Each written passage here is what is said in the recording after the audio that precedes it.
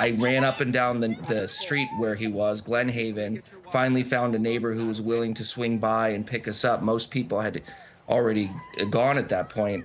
And at that point, I grabbed his medicine. That's the only thing I could think to grab.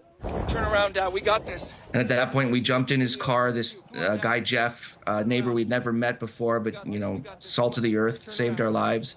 As we're driving down, there's fires on both sides of the car. We're driving, we're suddenly seeing fires. You could feel